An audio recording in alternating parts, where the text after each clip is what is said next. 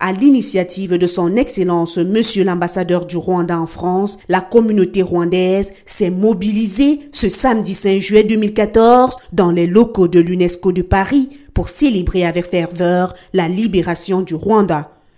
Il y a 20 ans, le 4 juillet 1994, le Rwanda a été libéré d'un régime de discrimination par le sacrifice courageux des forces du Front patriotique rwandais.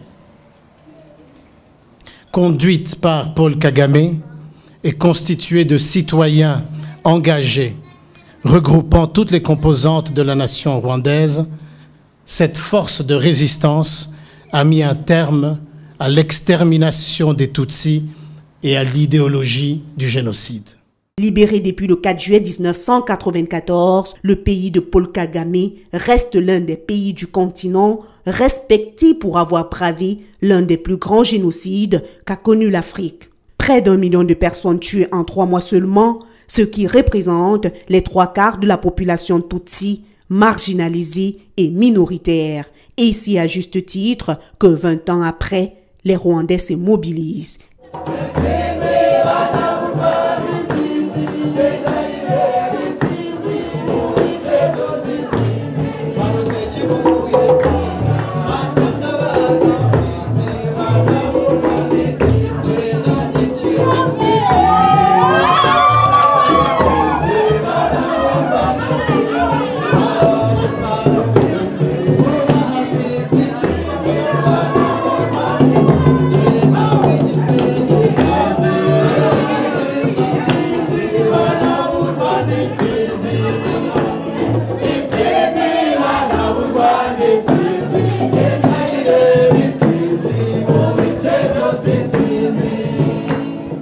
À cette cérémonie de libération, plusieurs personnalités du monde diplomatique, mais aussi et surtout des personnalités de France.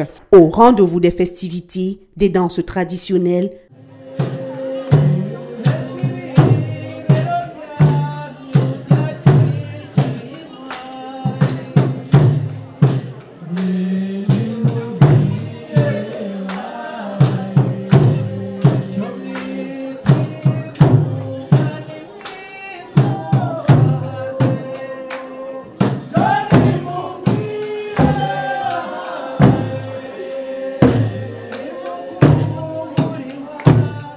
des concerts marqués à travers la prestation des artistes,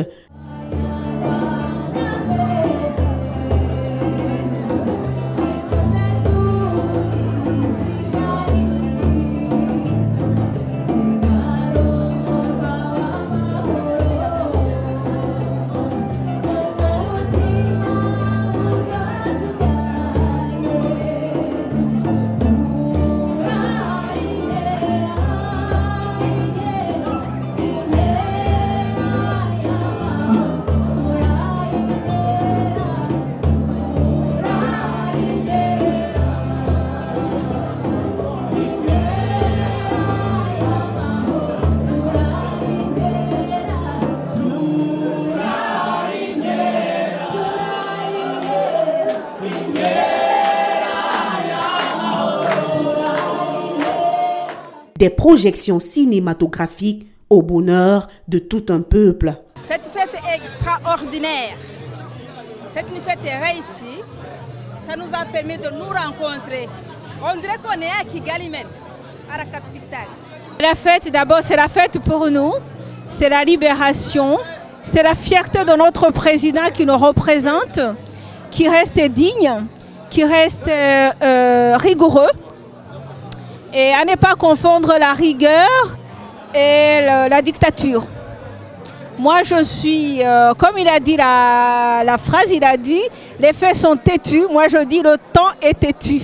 Donc, la fête est extraordinaire et nous le bénissons chaque instant de notre existence. Donc, comme l'ambassadeur l'a dit, je dirais, comment dirais-je, en qualité de Française, de Rwandaise, la dignité ne dure pas une journée, c'est toute une existence. Cet événement qui est placé sous le signe de 20 ans d'années de libération, je le trouve extraordinaire. Et j'espère que c'est les premières vingtaines d'années d'une longue histoire de libération et de liberté pour tous les Rwandais. Et j'espère que ce sera aussi un modèle pour toute l'Afrique.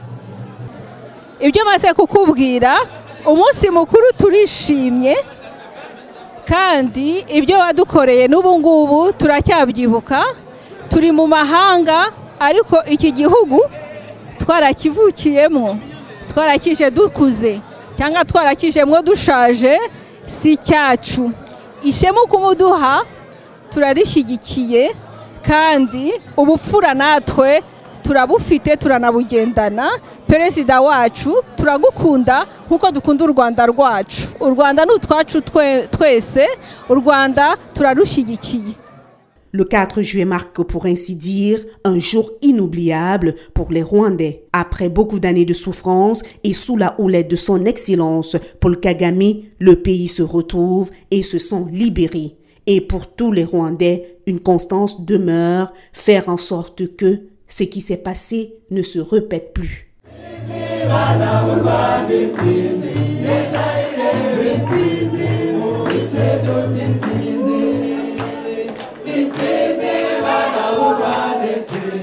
Ngenda ile bitsi mu bice byose